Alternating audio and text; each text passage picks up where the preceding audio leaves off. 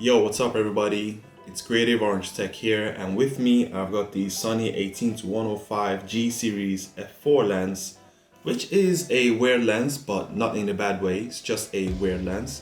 Well, it's a premium all-in-one zoom lens designed for APS-C cameras, and I will be using my Sony ZV-E10 to demonstrate.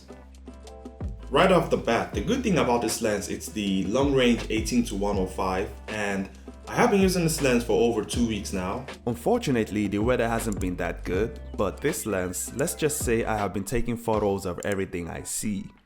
Now into the strength of this lens. The Sony 18-105 offers a versatile 6x zoom range. Perfect for everything from wide landscape to zoomed in portrait. So if you are out in nature, this lens is perfect to shoot objects without even getting close and still maintain its sharpness. The constant f4 aperture provides consistent exposure and beautiful bokeh, making it ideal for shooting and achieving that professional looking results. You do get a optical image stabilization and a smooth motion optics, designed to minimize shifts and focus breathing. But it's a f4, so it all depends on the environment, of course. But anyhow, the craftsmanship of this lens is pretty solid. Although this lens was released in 2013, almost 11 years ago today, it performs absolutely fantastic.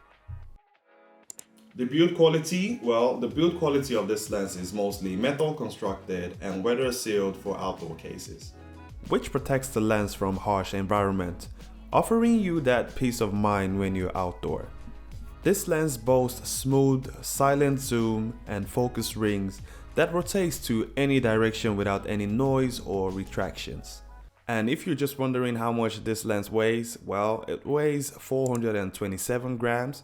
It feels a little bit robust, but it's durable, making it a step above typical plastic zoom lenses.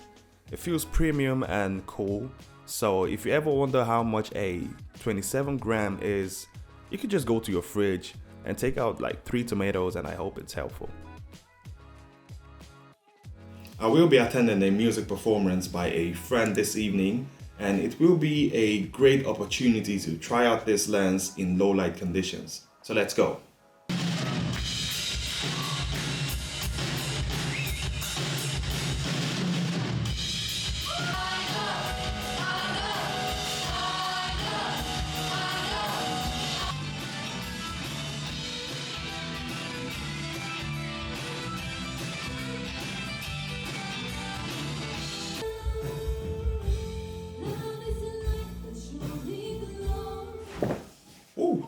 Back home. So in terms of image quality, this lens delivers a sharp image with minimal distortion, especially at the center of the frame, and you wouldn't really notice anything at the edge of the image as this lens is pretty sharp, and it does have that neutral looking color throughout the whole zoom range, so you wouldn't really notice that much. However, not all sunshines and rainbows, because this lens has some weaknesses, like the size and weight is something to look up for. But it depends on what your motive for this lens is. But for me, when I'm out vlogging, I do get slight pain on my shoulders after 1 minute of holding this lens arm's length. And placing it on a gimbal, well, it falls over because of the weight. And there you go. So I do feel like if you want something that could fit an older model of a gimbal, then you do want something around this size, which is just easy to use. Unless you have a gimbal worth over $400 that can compromise for the forward tilt, then you should be fine.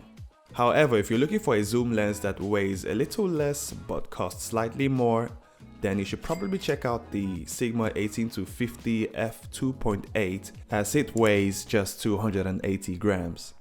And yeah, the f4 aperture. Because of that f4 aperture, you don't really get the blurriest background. And it's hard for you to work in low light because you will have to bump up that ISO. And when you bump up the ISO, you introduce more noise and grains into your photos and videos.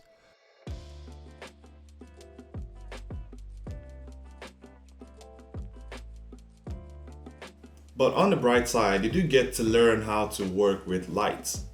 And when it comes to price, in my opinion, this is a high-end lens as it costs about $400, costing more than many other super zoom options like the Tamron or the Samyang flagships. although those lenses might lack some features, but they still get the job done. And one thing I noticed with this lens is that it's good for product shots, as it gives that crisp shots and bokeh. So it all depends on your style and what you want to achieve with this lens. So who should consider adding this lens into their kit? Well, professionals, videographers, content creators, and even beginners who wants that premium lens that is affordable, because the Sony 18-105 is a valuable asset.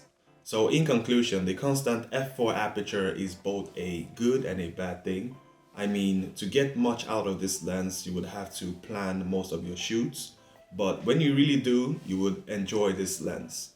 So let me know what you think in the comment down below. Don't forget to like and subscribe, and I'll see you in the next video.